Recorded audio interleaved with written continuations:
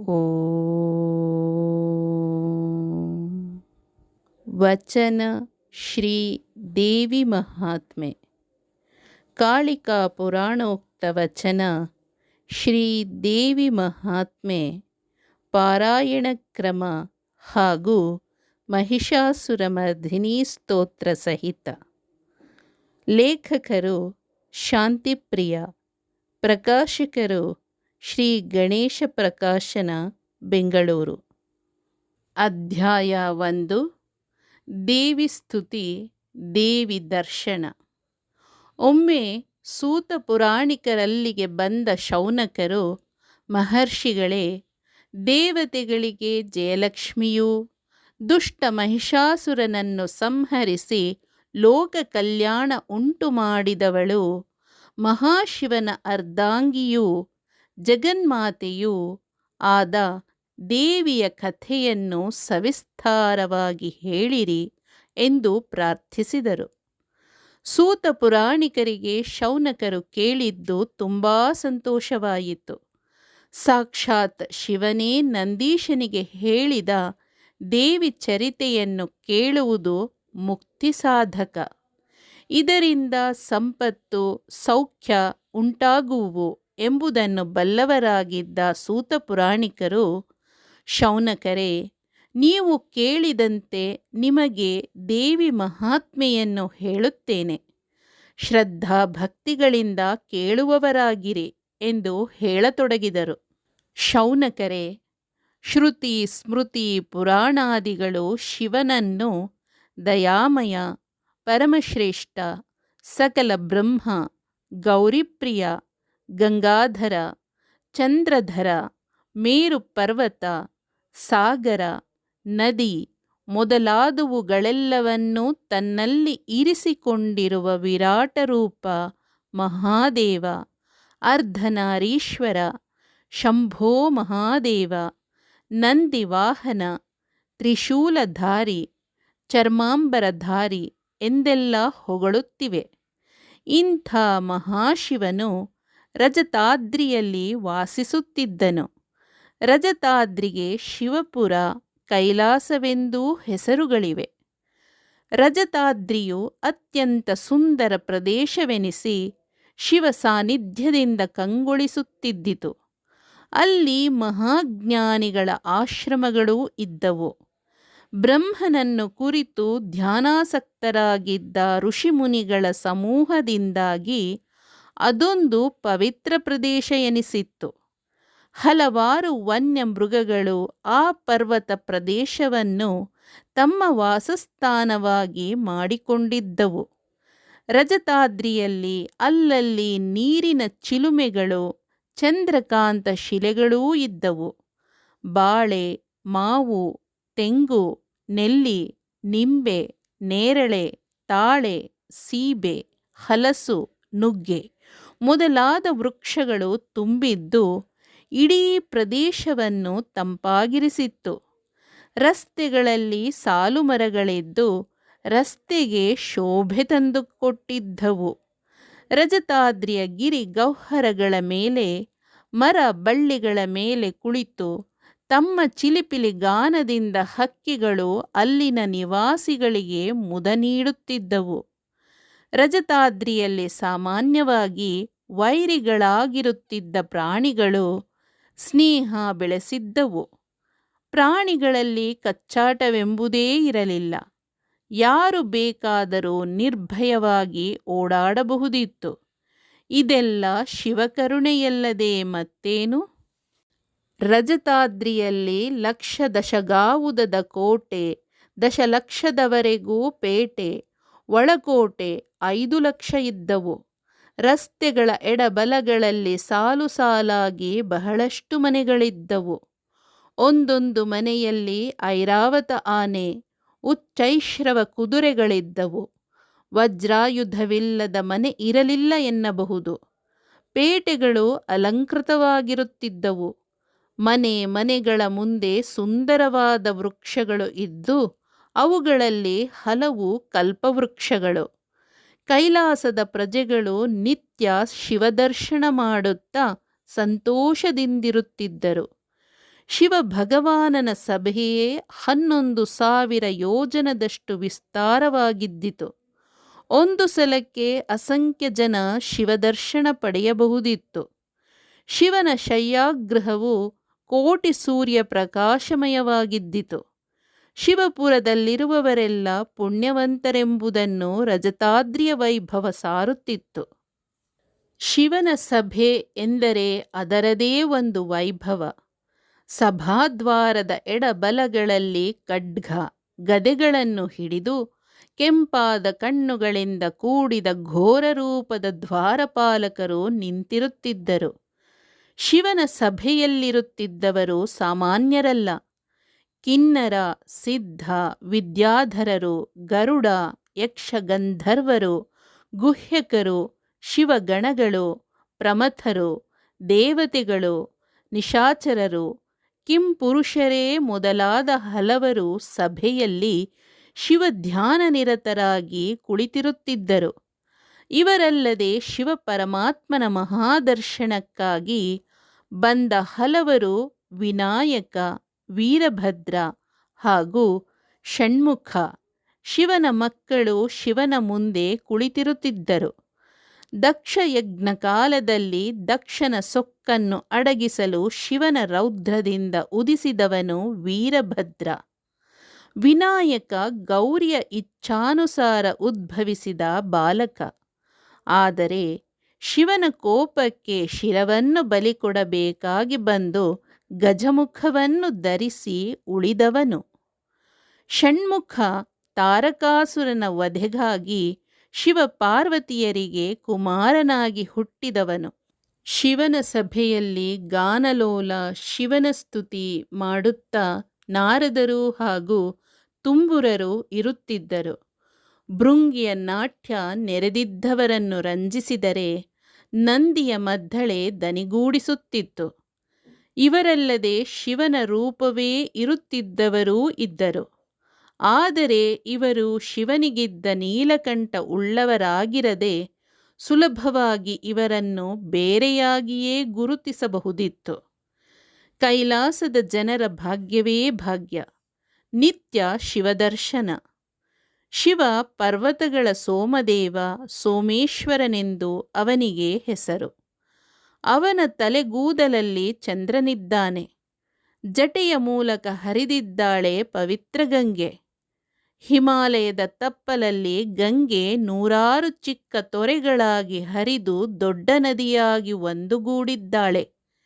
ಗಂಗೆಯಲ್ಲಿ ಮಿಂದವರ ಪಾಪಗಳು ನಾಶವಾಗಿ ಅವರು ಪುನೀತರಾಗುತ್ತಾರೆ.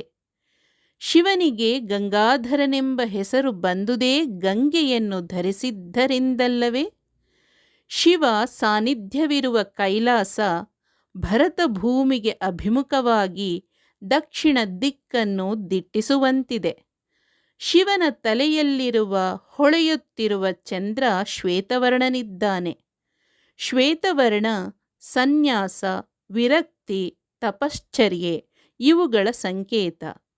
ಮಹಾಶಿವನಿಗೆ ಯೋಗಿರಾಜ, ಯೋಗಿಗಳ ದೇವ ಎಂದೂ ಹೇಳುವರು. ಶಿವ ವೇದಗಳ ದ್ರಷ್ಟಾರ. ಶಿವನ ಬಳಿ ಇರುವ ಬಿಳಿಯ ಎತ್ತು ನಂದಿ, ನಂಬಿಕಸ್ಥ ಪ್ರಾಣಿ. ಶಿವ ನಂದಿವಾಹನ. ಶಿವನ ಪಾದದ ಬಳಿ ಇರುವ ಗಜಮುಖವನ್ನು ಹೊಂದಿರುವ ಶಿವಪುತ್ರನೇ ಗಣೇಶ. ಶಿವನ ಕೊರಳನ್ನಲಂಕರಿಸಿರುವ ವಾಸುಕಿ ಉದ್ದನೆಯ ಶರೀರವನ್ನು ಹೊಂದಿರುವ ಸರ್ಪ. ಶಿವನಿಗೆ ಸರ್ಪಭೂಷಣ ಎನ್ನುವರು. ಸರ್ಪ ಕ್ರೋಧದ ಸಂಕೇತ. ಶಿವ ಕೋಪವನ್ನು ಹತೋಟಿಯಲ್ಲಿಟ್ಟುಕೊಂಡು ಅದನ್ನು ತನ್ನ ಕತ್ತಿನ ಬಳಿ ನುಂಗಿದ್ದಾನೆ. ನೀಲಕಂಠನಾದ ಶಿವ ವಾಸುಕಿಯು ಹೊರಸೂಸಿದ ವಿಷವನ್ನು ಕತ್ತಿನಲ್ಲಿ ಧರಿಸದಿದ್ದರೆ ಇಡೀ ಜಗತ್ತು ಹಾಗೂ ಮಾನವರು ನಾಶವಾಗಿ ಹೋಗುತ್ತಿದ್ದರು. ಪರಶಿವ ದಯಾಮಯ. ತಾನೂ ಅದನ್ನು ನುಂಗಿದ್ದರೆ ಅದು ಅವನನ್ನು ನಾಶ ಮಾಡಿಬಿಡುತ್ತಿತ್ತು. ಶಿವ ವಿಷವನ್ನು ಕಂಠದಲ್ಲಿ ಭರಿಸಿ ನೀಲಕಂಠನೆನಿಸಿದ್ದಾನೆ. ಜಗತ್ತಿನ ಎಲ್ಲ ಪಶುಗಳ ರಕ್ಷಕನಾಗಿ ಶಿವ ಪಶುಪತಿ ಎನಿಸಿದ್ದಾನೆ. ಶಿವ ತ್ರಿನೇತ್ರ, 3 ಕಣ್ಣುಗಳುಳ್ಳ ಮಹಾದೇವ. ಶಿವನಿಗೇಕೆ 3 ಕಣ್ಣು? ಇದರ ಹಿಂದೆ ಒಂದು ಕಥೆಯೇ ಇದೆ. ಒಮ್ಮೆ ಶಿವನ ಅರ್ಧಾಂಗಿ ಸರ್ವಮಂಗಳೆ ಉಮೆ ಆಟಕ್ಕೋ ಏನೋ ತನ್ನೆರಡು ಕಣ್ಣುಗಳನ್ನು ಕೈಗಳಿಂದ ಮುಚ್ಚಿಕೊಂಡಳು. ಅಬ್ಬಾ! ಜಗನ್ಮಾತೆ ಕಣ್ಣು ಮುಚ್ಚಿದರೆ ಜಗತ್ತಿನಲ್ಲಿ ಬೆಳಕಿರಲು ಸಾಧ್ಯವೇ? ಇಡೀ ವಿಶ್ವ ಅಂಧಕಾರಮಯವಾಗಿ ಬಿಟ್ಟಿತು. ಸೂರ್ಯ, ಚಂದ್ರ, ನಕ್ಷತ್ರಗಳು ಯಾವುದೂ ಕಾಣಿಸಲಿಲ್ಲ. ದೇವಿ, ಇದೇಕೆ ಹೀಗೆ ಕಣ್ಣುಗಳನ್ನು ಮುಚ್ಚಿ ಕುಳಿತೆ? ಜಗತ್ತು ಈ ಅಂಧಕಾರವನ್ನು ತಾಳುವುದೇ? ಶಿವ ಪ್ರಶ್ನಿಸಿದ. ದೇವಿ ಕಣ್ಣು ಬಿಡಲೇ ಇಲ್ಲ. ಕ್ಷಣ ಮಾತ್ರದಲ್ಲಿ ಶಿವ ಆಗುವ ಅನಾಹುತವನ್ನು ತಪ್ಪಿಸಲು ತಾನೇ ಹಣೆಯಲ್ಲಿ ಒಂದು ಕಣ್ಣು ತೆರೆದ. ಆಗಷ್ಟೇ ಜಗತ್ತಿಗೆ ಬೆಳಕು ಉಂಟಾಯಿತು. ಶಿವ ವಿಶ್ವನಾಥನಲ್ಲವೇ? ಇಡೀ ವಿಶ್ವ ಜಗಜಗಿಸಿತು. ಶಿವ 3ನೆಯ ಕಣ್ಣು ತೆರೆಯುವುದು ಅಪರೂಪ. ತೆರೆದನೋ ಎದುರಿಗಿದ್ದವರು ಸುಟ್ಟು ಭಸ್ಮವಾಗಿ ಬಿಡುವರು. ಶಿವ ಗಾನಲೋಲ, ನೃತ್ಯಪ್ರಿಯ. ಶಿವನಿಗೆ ನಟರಾಜನೆಂದೂ ಹೆಸರು. ಢಮರುಗವನ್ನು ಕೈಯಲ್ಲಿ ಹಿಡಿದು ನರ್ತಿಸುವನು. ಶಿವನ ನೃತ್ಯ ಸ್ಥಿತ್ಯಂತರ ಸಂಕೇತ. ಗೌರಿ ಅವನಿಗೆ ವಧುವಾದವಳು. ಆದರೆ ಕನ್ಯೆಯಾಗಿಯೇ ಗೌರಿ ತೀರಿಕೊಂಡಳು. ಬಳಿಕ ಗೌರಿ ಉಮಾ ಎಂಬ ಹೆಸರಿನಲ್ಲಿ ಅವತರಿಸಿ ಶಿವನ ಅರ್ಧಾಂಗಿಯಾದಳು. ಉಮಾ ಎಂದರೆ ತಾಯಿ, ಮಾತೆ. ಆಕೆಯೇ ದೇವಿ. ಆಕೆ ರಾಕ್ಷಸರ ಮೇಲೆ ಸಾಧಿಸಿದ ವಿಜಯವೇ ದೇವಿ ಮಹಾತ್ಮೆ. ಬ್ರಹ್ಮ ಪ್ರಜಾಪತಿಯು ಆಕೆಯನ್ನು ನಾನಾ ವಿಧವಾಗಿ ಬಣ್ಣಿಸಿರುವನು. ಜಗನ್ಮಾತೆ ದೇವತೆಗಳ ತಾಯಿ. ಕತ್ತಲೆ ಬೆಳಕು ಎರಡನ್ನೂ ತುಂಬಿಕೊಂಡು ಮಹಾಮಾತೆ ಎಂದೆಲ್ಲ ಬ್ರಹ್ಮ ಸ್ತುತಿಸಿದ್ದಾನೆ.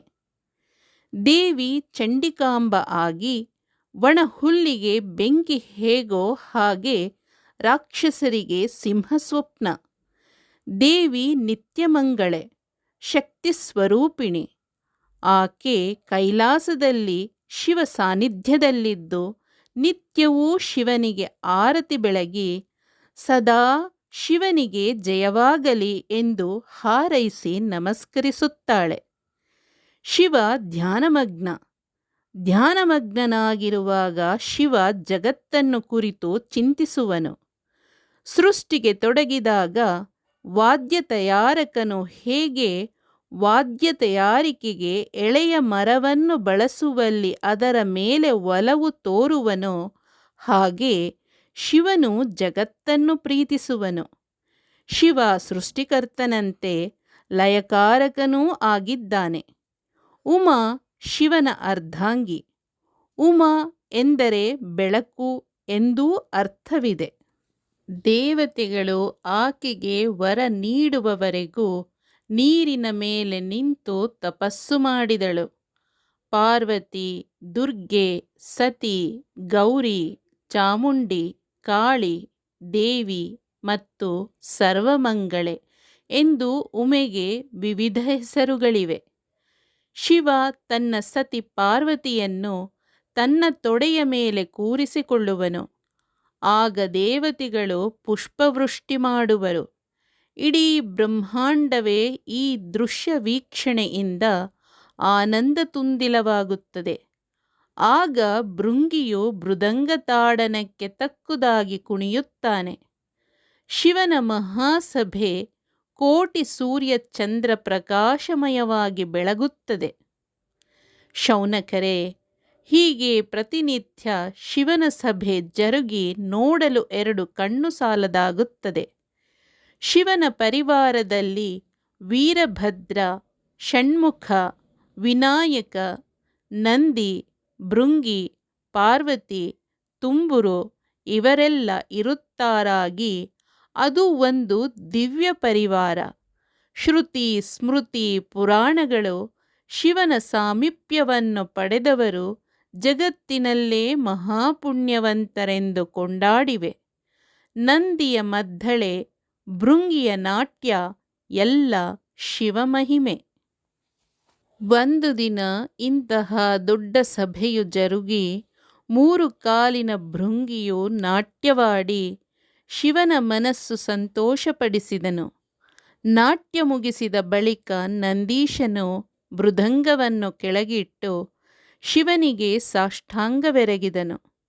ನಂದಿಯ ಭಕ್ತಿಗೆ ಪ್ರಸನ್ನನಾದ ಮಹೇಶ್ವರನು, ನಂದಿ, ನಿನ್ನ ನಿತ್ಯ ಕೈಂಕರ್ಯದಿಂದ ಪ್ರಸನ್ನನಾಗಿದ್ದೇನೆ. ಏಳು, ಮೇಲೇಳು. ನಿನ್ನ ಮನಸ್ಸಿನ ಅಭೀಷ್ಟವೇನಿದ್ದರೂ ಹೇಳು, ಸಂತೋಷದಿಂದ ನಡೆಸಿಕೊಡುತ್ತೇನೆ ಎಂದನು. ನಂದೀಶನು ಮೇಲೆದ್ದು 2 ಕೈಗಳನ್ನು ಜೋಡಿಸಿ, ಮಹಾದೇವ, ನಿನ್ನ ಸಾನ್ನಿಧ್ಯದಲ್ಲಿರುವ ಭಾಗ್ಯ ನನ್ನದಾಗಿದೆ. ಇದಕ್ಕಿಂತ ನನಗಿನ್ನೇನು ಬೇಕು? ಹೇ ಭಕ್ತವತ್ಸಲ, ನನ್ನದೊಂದೇ ಆಸೆ, ಅದೆಂದರೆ ಎಂದು ಹೇಳುತ್ತಿರುವಾಗ ಶಿವನು ಮಾತನಾಡಿ, ಸಂಕೋಚವೇಕೆ ನಂದೀಶ, ಹೇಳು, ಅದೇನು ನಿನ್ನ ಆಸೆ ಎಂದು ಎನ್ನಲು ಶಿವಭಕ್ತನೂ ಶಿವನ ವಾಹನನೂ ಆದ ನಂದೀಶನು, ದಯಾಮಯನೇ, ಸೃಷ್ಟಿ ಸ್ಥಿತಿ ಲಯಕರ್ತನೂ ಭಕ್ತೋದ್ಧಾರನೂ ಆದ ಶಂಭುವೆ, ಯಾವ ಸತಿ ಸರ್ವಮಂಗಳೆಯು ನಿನ್ನ ತೊಡೆಯನ್ನು ಅಲಂಕರಿಸುವಳೋ, ಉಮೆ ಎಂಬ ಹೆಸರಿನಿಂದ ಜಗನ್ಮಾತೆಯು ದೇವಿಯು ಆಗಿರುವಳೋ, ಆ ದೇವಿಯ ಮಹಾತ್ಮೆಯನ್ನು ಈ ನನ್ನ 2 ಕಿವಿಗಳಿಂದ ಆಲಿಸುವ ಆಸೆಯಾಗಿದೆ. ಆ ತಾಯಿಯ ದಿವ್ಯ ಮಹಿಮೆಯನ್ನು ತಿಳಿಸಿ ನನ್ನನ್ನು ಈ ಭವಸಾಗರದಿಂದ ಪಾರು ಮಾಡು ಎಂದು ಪ್ರಾರ್ಥಿಸಿದನು. ಮಹಾಶಿವನು ಮುಗುಳ್ನಗುತ್ತಾ, ಭಲೆ ನಂದೀಶ, ಸರಿಯಾದ ಮಾತೇ ಆಡಿದೆ. ನೀನೀಗ ಯಾರ ಮಹಾತ್ಮೆಯನ್ನು ಕೇಳಬಯಸಿದ್ದೀಯೋ ಆಕೆ ಸಾಮಾನ್ಯಳಲ್ಲ. ಈ 14 ಲೋಕಗಳಿಗೂ ದೇವಾದಿ ದೇವತೆಗಳಿಗೂ ಹರಿಹರ ಬ್ರಹ್ಮಾದಿಗಳಿಗೂ ಒಡೆಯಳು, ಪರಬ್ರಹ್ಮಸ್ವರೂಪಳು, ಜಯ ಕಲ್ಯಾಣಿ, ಜಗದಾಂಬೆ, ರಾಜರಾಜೇಶ್ವರಿ, ಆದಿ ಅಂತ್ಯಗಳೇ ಇಲ್ಲದ ಆದಿಶಕ್ತಿ, ಪರಾಶಕ್ತಿ. ಈಕೆಯ ಚರಿತೆಯನ್ನು ತಿಳಿಯಲು ಬಯಸಿದುದೇ ಒಂದು ಪುಣ್ಯದ ಕೆಲಸ. ಜಗನ್ಮಾತೆಯಾದ ಈಶ್ವರ ಸ್ವರೂಪಿಣಿ, ತ್ರಿಭುವನ ಜನನಿ, ಜಗನ್ಮೋಹಿನಿ ಉಮೆಯೇ ದೇವಿ.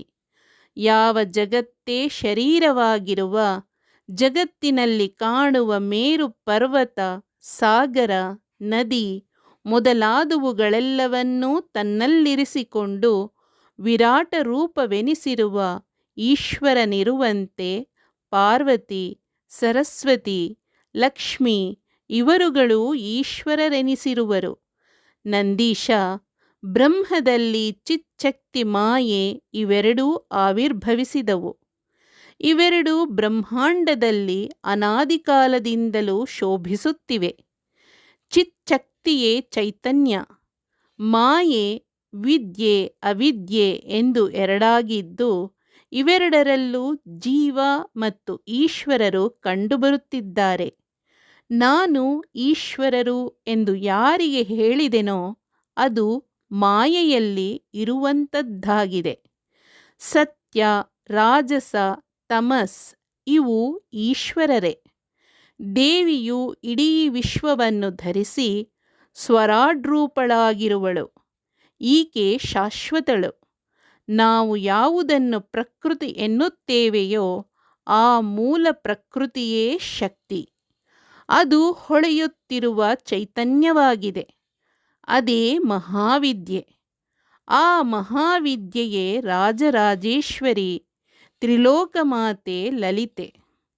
ಇಂತಹ ಪರಮ ಪಾವನೆಯು, ಪೂಜನೀಯಳು, ಹರಿಹರ ಬ್ರಹ್ಮಾದಿಗಳನ್ನು ಪೊರೆದವಳು, ಸತ್ವ ರಜೋ ತಮೋ ಗುಣಗಳಿಂದ ತ್ರಿಮೂರ್ತಿಗಳನ್ನು ಸೃಷ್ಟಿಸಿದವಳು, ಬ್ರಹ್ಮಾಂಡವನ್ನು ಅನಂತವನ್ನು ಸೃಷ್ಟಿಸಿದವಳು ಆದ ದೇವಿಯ ಮಹಾತ್ಮೆಯನ್ನು ನಿನಗೆ ಇದೋ ಹೇಳುತ್ತಲಿದ್ದೇನೆ, ಕೇಳು ಎಂದು ಹೇಳಿ ದೇವಿಯ ಕಥೆಯನ್ನು ನಂದೀಶನಿಗೆ ವಿಸ್ತಾರವಾಗಿ ತಿಳಿಸಿದನು. ನಂದೀಶ್ವರನು ಭಯ ಭಕ್ತಿಗಳಿಂದ ದೇವಿ ಮಹಾತ್ಮೆಯನ್ನು ಆಲಿಸತೊಡಗಿದನು. ಒಮ್ಮೆ ದೇವಿಯ ತ್ರಿಗುಣಗಳಿಂದ ಕೂಡಿದ ಬ್ರಹ್ಮ ವಿಷ್ಣು ಮಹೇಶ್ವರರನ್ನು ಭೂಲೋಕಕ್ಕೆ ಕರೆದು ತಂದು ಅದೃಶ್ಯಳಾದಳು. ಸೃಷ್ಟಿಸಿ ಲಾಲಿ ಹಾಡಿ ಬೆಳೆಸಿದ ಆ ತಾಯಿಯನ್ನು ಕಳೆದುಕೊಂಡು ದಿಕ್ಕಿಲ್ಲದವರಂತಾಗಿ ತ್ರಿಮೂರ್ತಿಗಳು ಆಕೆಯನ್ನರಸುತ್ತಾ ಬ್ರಹ್ಮಾಂಡವನ್ನೆಲ್ಲ ಅಲೆದು ಶೋಧಿಸಿದರು. ತಾಯಿ ದೇವರೆಂದು ವೇದಗಳು ಸಾರಿವೆ. ಮಗುವನ್ನು ಲಾಲಿಸಿ ಪಾಲಿಸಿ ದೊಡ್ಡವರನ್ನಾಗಿ ಮಾಡುವ ತಾಯಿಯೇ ಮಕ್ಕಳ ನೆಲೆ, ಆಧಾರ. ಹಸಿದಾಗ ಅಮ್ಮ ಎಂದರೆ ಓಡಿ ಬಂದು ಮುದ್ದಾಡಿ ಹಾಲನ್ನು ನೀಡಿದವಳು ತಾಯಲ್ಲವೇ? ತ್ರಿಮೂರ್ತಿಗಳು ಆ ಚಿಚ್ಚಕ್ತಿ ಸ್ವರೂಪಿಣಿ, ವಿರಾಡ್ರೂಪ ಸ್ವರಾಡ್ರೂಪಳು, ರಾಜರಾಜೇಶ್ವರಿಯೂ ಆದ ಜಗನ್ಮಾತೆಗಾಗಿ ಹಂಬಲಿಸುತ್ತಾ ಬಹುಕಾಲ ಬಳಲುತ್ತಿರಲು ಅಶರೀರವಾಣಿಯುಂಟಾಗಿ, ಓ ಜಗನ್ನಿಯಾಮಕರೇ, ನೀವೇ ಹೀಗೆ ಏನೂ ತಿಳಿಯದವರಂತೆ ಅಲೆದಾಡುತ್ತಿದ್ದರೆ ಆ ಮಹಾಮಾತೆ ಪ್ರತ್ಯಕ್ಷಳಾಗುವಳೆ.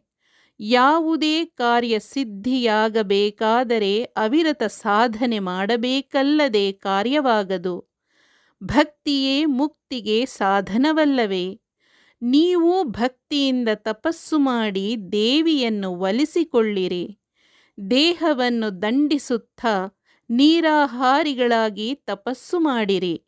ಆಗಷ್ಟೇ ಆಕೆ ಒಲಿಯುವಳು. ಇಲ್ಲದಿದ್ದರೆ ನಿಮಗೆ ಖಂಡಿತ ಆಕೆಯ ದಿವ್ಯ ದರ್ಶನ ಲಭಿಸುವುದಿಲ್ಲ ಎಂದು ನುಡಿಯಿತು. ಆಗ ಬ್ರಹ್ಮ ವಿಷ್ಣು ಮಹೇಶ್ವರರು, ಆಹಾ, ಧನ್ಯರಾದೆವು. ಓ ಅಶರೀರವಾಣಿಯೇ, ನೀನು ಹೇಳಿದಂತೆ ತಪಸ್ಸನ್ನು ಕೈಗೊಳ್ಳುವೆವು. ಆದರೆ ತಪಸ್ಸು ಮಾಡುವಾಗ ಆಕೆಯನ್ನು ಯಾವ ರೀತಿ ಭಜಿಸಬೇಕು, ಆಕೆಯ ಸ್ವರೂಪವಾದರೂ ಎಂತಹುದು ಎಂಬುದನ್ನು ವಿಸ್ತಾರವಾಗಿ ನಮಗೆ ತಿಳಿಸುವವರಿಲ್ಲದಂತಾಗಿದೆ. ನೀನೇ ನಮಗೆ ಮಾರ್ಗದರ್ಶನ ಮಾಡಬೇಕು ಎಂದು ಪ್ರಾರ್ಥಿಸಿಕೊಂಡರು. ಆಗ ಅಶರೀರವಾಣಿಯು, ಹೇ ಸೃಷ್ಟಿ ಸ್ಥಿತಿ ಲಯಕಾರಕರೇ, ಲೋಕದ ಪರಿವೆಯನ್ನು ತೊರೆದು ದೃಢಚಿತ್ತರಾಗಿದ್ದು ಪದ್ಮಾಸನದಲ್ಲಿ ಕುಳಿತು ಆ ಶಕ್ತಿ ಸ್ವರೂಪಿಣಿಯನ್ನು ಧ್ಯಾನಿಸುತ್ತಿರಿ. ಆಕೆ ಕಿರೀಟ ಕುಂಡಲಗಳನ್ನು ಧರಿಸಿರುವಳು. ಆಕೆಯ ಕಣ್ಣುಗಳು ಸುಂದರವಾಗಿವೆ. ಆಕೆಯ ಕೊರಳು ದಿವ್ಯ ಆಭರಣಗಳಿಂದ ಅಲಂಕೃತವಾಗಿರುತ್ತದೆ. ತ್ರಿಶೂಲಪಾಣಿಯಾದ ದೇವಿಗೆ 18 ತೋಳುಗಳಿದ್ದು ಚಕ್ರ, ಗದೆ, ಬಾಣ, ಖಡ್ಗ, ಕಠಾರಿ, ಮುಸಳ ಮೊದಲಾದ ಆಯುಧಗಳನ್ನು ಧರಿಸಿರುತ್ತಾಳೆ. ಅಸುರಾಂತಕಳಾದ ದೇವಿ ಪರಬ್ರಹ್ಮಸ್ವರೂಪಳು. ಆಕೆಯ ಕೇಶ ದೀಪಿಕೆ, ವಿಶ್ವ ವಿಜೃಂಭಿಣಿ, ಸರ್ವ ಜಗನ್ಮಯಿ, ಜನ್ಮಜರಾಹೀನೆ, ಭೂರಿ ಕುಟುಂಬಿನಿ. ಪೀತಾಂಬರವನ್ನು ತೊಟ್ಟಿರುವ ಆಕೆ ನಡುವಿನಲ್ಲಿ ಉಡ್ಯಾಣವನ್ನು ಧರಿಸಿರುವಳು. ಸಿಂಹದ ಮೇಲೆ ಕುಳಿತ ದೇವಿಯನ್ನು ಒಂದೆರಡು ಮಾತುಗಳಿಂದ ವರ್ಣಿಸಲು ಆಗದು. ಆಕೆ ಭಕ್ತರ ಭಕ್ತಿಗೆ ಮೆಚ್ಚಿ ಒಲಿಯುವಳು. ಅಂತಹ ಮಹಾದೇವಿಯನ್ನು ನಿಶ್ಚಲ ಮನಸ್ಸಿನಿಂದ ಧ್ಯಾನಿಸಿರಿ. ತಪಃಕಾಲದಲ್ಲಿ ಸುಖ, ನಿದ್ರೆ, ಆಹಾರಾದಿಗಳನ್ನು ತೊರೆಯಿರಿ. ಜಡತೆಯನ್ನು ತೋರದೆ ಆಕೆಯನ್ನು ಒಲಿಸಿಕೊಳ್ಳಲು ಕ್ರಿಯಾಶೀಲರಾಗಿರಿ ಎಂದು ಹೇಳಿತು. ಆಕಾಶವಾಣಿಯ ಮಾತುಗಳನ್ನು ಕೇಳಿ ಪ್ರಸನ್ನರಾಗಿ ಹೋದ ಹರಿಹರ ಬ್ರಹ್ಮರು ವಾಣಿಯ ಮಾತಿನಂತೆ ಪವಿತ್ರವಾದ ಸ್ಥಳವೊಂದನ್ನು ಆಯ್ಕೆ ಮಾಡಿ ಪದ್ಮಾಸನಸ್ಥರಾಗಿ ಕುಳಿತು ದೇವಿಯ ಧ್ಯಾನದಲ್ಲಿ ನಿರತರಾದರು. ಆಹಾರ ನಿದ್ರೆಗಳನ್ನು ತೊರೆದರು. ತ್ರಿಮೂರ್ತಿಗಳ ತಪಸ್ಸು ಬಹುಕಾಲ ನಡೆಯಿತು. ಅವರು ತಮ್ಮ ಹೃದಯದಲ್ಲಿ ದೇವಿಯನ್ನು ನೆನೆಯುತ್ತಿದ್ದರು. ತಾಯಿ ಪ್ರತ್ಯಕ್ಷಕ್ಕಾಗಿ ನಿರೀಕ್ಷಿಸುತ್ತಿದ್ದರು. ಆದರೆ ಎಷ್ಟು ಕಾಲ ಪ್ರಾರ್ಥಿಸಿ ಭಜಿಸಿದರೂ ದೇವಿ ಪ್ರಕಟವಾಗಲಿಲ್ಲ. ತ್ರಿಮೂರ್ತಿಗಳು ದುಃಖಿತರಾದರು. ಎಷ್ಟೇ ಚಿತ್ತ ಚಂಚಲವಾದಂತಾದರೂ ತ್ರಿಮೂರ್ತಿಗಳು ಧೈರ್ಯ ಸ್ಥೈರ್ಯಗಳಿಂದ ದೇವಿಯನ್ನು ನೆನೆಯುವುದು ಬಿಡಲಿಲ್ಲ.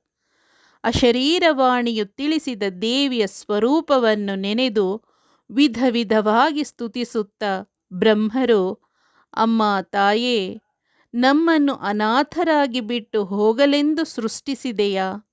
ನಾವು ಯಾವ ಅಪರಾಧವನ್ನು ಮಾಡಿದ್ದೇವೆಂಬುದಕ್ಕಾಗಿ ನಮಗೆ ಈ ಶಿಕ್ಷೆ? ಬೇಗ ಪ್ರಕಟಿತವಾಗು ತಾಯೇ, ನಮ್ಮ ಕೋರಿಕೆಯನ್ನು ಈಡೇರಿಸು. ನೀನಿಲ್ಲದೆ ನಾವು ಉಳಿಯೆವು. ಮಕ್ಕಳಿಗೆ ತಾಯಿಯೇ ಆಧಾರ. ನಿನ್ನ ದರ್ಶನ ಭಾಗ್ಯ ಕರುಣಿಸಮ್ಮ ಎಂದು ಏಕಚಿತ್ತರಾಗಿ ಪ್ರಾರ್ಥಿಸಿದರು. ಬಗೆ ಬಗೆಯ ನಾಮಗಳಿಂದ ದೇವಿಯನ್ನು ಸ್ತುತಿಸಿದರು. ಪರಬ್ರಹ್ಮ ಸಾಕ್ಷಾತ್ಕಾರ ಸ್ವರೂಪಿಣಿಯಾದ ಆದಿಶಕ್ತಿ ತ್ರಿಮೂರ್ತಿಗಳ ಕರೆಗೆ ಓಗೊಟ್ಟು ಬಹುದಿನಗಳಿಂದ ಕಾಣದ ಮಗುವನ್ನು ಕಂಡಾಗ ಓಡಿ ಬಂದು ಅಪ್ಪಿಕೊಳ್ಳುವ ತಾಯಿಯಂತೆ ಓಡೋಡಿ ಬಂದಳು. ಆಕಾಶ ಮಾರ್ಗದಲ್ಲಿ ದೇವಿಯು ಬರುತ್ತಿದ್ದಂತೆಯೇ ಅಶರೀರವಾಣಿಯಾಗಿ ತ್ರಿಮೂರ್ತಿಗಳು ಸಂತಸಗೊಂಡರು. ಬ್ರಹ್ಮ ಸೃಷ್ಟಿಕರ್ತ, ಸತ್ಯಲೋಕದೊಡೆಯ, ವಿಷ್ಣುವಿನ ನಾಭಿ ಕಮಲದಿಂದ ಜನಿಸಿದವನು. ಜಗತ್ತನ್ನು ಸೃಷ್ಟಿಸಿದ ಬ್ರಹ್ಮ ಪ್ರಜಾಪತಿ. ಜಗತ್ತಿನ ಸಕಲ ಜೀವರಾಶಿಗಳ ಇರುವಿಕೆಗೆ ಬ್ರಹ್ಮ ಕಾರಣನಾಗಿದ್ದಾನೆ. ಅವನು ವಿಶ್ವದಲ್ಲಿ ಏನೂ ಇಲ್ಲದಾದಾಗ ನಿದ್ರಿಸುತ್ತಾನೆ. ಅವನು ಎಚ್ಚೆತ್ತಾಗ ವಿಶ್ವ ಸಾಕಾರಗೊಳ್ಳುತ್ತದೆ. ಸಾವಿತ್ರಿ, ಸರಸ್ವತಿ, ಗಾಯತ್ರಿಯರು ಬ್ರಹ್ಮನ ಪತ್ನಿಯರು. ಬ್ರಹ್ಮನಿಗೆ 4 ಮುಖಗಳು. ಈ ಒಂದೊಂದು ಮುಖವೂ 4 ವೇದಗಳನ್ನು ಪ್ರತಿನಿಧಿಸುತ್ತವೆ. 7 ಹಂಸಗಳು ಎಳೆಯುವ ರಥದಲ್ಲಿ ಯೋಗಸ್ಥಿತಿಯಲ್ಲಿ ಕುಳಿತಿರುತ್ತಾನೆ. 7 ಹಂಸಗಳು 7 ಲೋಕಗಳನ್ನು ಸೂಚಿಸುತ್ತಿವೆ. ಯಾವ ಕಮಲದ ಹೂವಿನ ಮೇಲೆ ಬ್ರಹ್ಮ ಕುಳಿತಿರುತ್ತಾನೆಯೋ ಆ ಕಮಲವೇ ಭೂಮಿ. ವಿಷ್ಣು ಜಗದೋದ್ಧಾರ. ಭೂಮಿಯ ಭಾರ ಹಿಳುಹಲು ದಶಾವತಾರಗಳನ್ನೆತ್ತಿದವನು. ಮತ್ಸ್ಯ, ಕೂರ್ಮ, ವರಾಹ, ನರಸಿಂಹ, ವಾಮನ, ಪರಶುರಾಮ, ರಾಮ, ಕೃಷ್ಣ, ಬುದ್ಧ, ಕಲ್ಕಿ ಇವು ವಿಷ್ಣುವಿನ ಅವತಾರಗಳು. ಶಿವ ಮಂಗಳಕಾರಕ, ಕಾಲ ಮತ್ತು ಮೃತ್ಯುಗಳ ದೇವ. ರುದ್ರ, ಈಶ್ವರ, ಮೃತ್ಯುಂಜಯ, ನೀಲಕಂಠ ಎಂದು ಈತನಿಗೆ ಹೆಸರುಗಳು ಇವೆ. ಬ್ರಹ್ಮ, ವಿಷ್ಣು, ಮಹೇಶ್ವರರು ಸೃಷ್ಟಿ ಸ್ಥಿತಿ ಲಯಕರ್ತರೆಂದು ಖ್ಯಾತರಾದವರು. ಮೇರೆ ಇಲ್ಲದ ಬ್ರಹ್ಮಾಂಡಗಳಿಗೆ ತ್ರಿಮೂರ್ತಿಗಳು ಅಧಿಪತಿಗಳು. ಈ ಮಹಾಮಹಿಮರ ತಪಸ್ಸು ದೇವಿಯನ್ನು ಅವರೆಡೆಗೆ ಬರಮಾಡಿತ್ತು. ದೇವಿ ಗಗನ ಮಾರ್ಗದಲ್ಲಿ ಬರುತ್ತಿದ್ದಾಗ ಅಲ್ಲಿ ಕೋಟಿ ಸೂರ್ಯ ಪ್ರಭೆಗೆ ಸಮನಾದ ಬೆಳಕೊಂದು ಮಿಂಚಿತು. ಆ ದಿವ್ಯ ಪ್ರಭೆಯನ್ನು ಕಂಡು ದೇವತೆಗಳು ಚಕಿತಗೊಂಡರು. ಅಬ್ಬಾ, ಲೋಕ ಕಲ್ಯಾಣಾರ್ಥವಾಗಿ ಯಾವುದೋ ದಿವ್ಯವಾದ ಬೆಳಕು ಹೊರಟಿರಬೇಕು ಎಂದು ತಮ್ಮಲ್ಲೇ ಮಾತನಾಡಿಕೊಂಡರು. ಕೂಡಲೇ ದೇವಾಧಿದೇವತೆಗಳು ಎಲ್ಲರೂ ಬಂದು ಸೇರಿದರು. ದೇವಿಯನ್ನು ಬರಮಾಡಿಕೊಳ್ಳಲೆಂದೋ ಏನೋ ಮಂಗಳವಾದ್ಯಗಳು ಮೊಳಗಿದವು. ಆದಿಶಕ್ತಿ ಕೈಯಲ್ಲಿ ಹಾರಗಳನ್ನು ಹಿಡಿದು ಮಕ್ಕಳನ್ನು ಕಾಣುವ ಆತುರದಲ್ಲಿ ಬರುತ್ತಿದ್ದಳು. ಆಕೆ ಬರುವ ವೇಗವನ್ನು ಗಮನಿಸಿ ನೆರೆದಿದ್ದ ಎಲ್ಲರೂ ಸಂಭ್ರಮ ಸಂತೋಷಗಳಿಂದ ಇರತೊಡಗಿದರು. ಇಡೀ ಆಕಾಶವೇ ತ್ರಿಮೂರ್ತಿಗಳ ಪರಿವಾರದಿಂದ ತುಂಬಿಹೋಯಿತು ಎಂಬಲ್ಲಿಗೆ ಶ್ರೀದೇವಿ ಮಹಾತ್ಮೆಯ 1ನೇ ಅಧ್ಯಾಯ ಮುಗಿಯಿತು. ಯಾ ದೇವಿ ಸರ್ವಭೂತೇಷು ಮಾತೃರೂಪೇಣ ಸಂಸ್ಥಿತಾ ನಮಸ್ತಸ್ತೈ ನಮಸ್ತಸ್ತೈ ನಮಸ್ತಸ್ತೈ ನಮೋ ನಮಃ.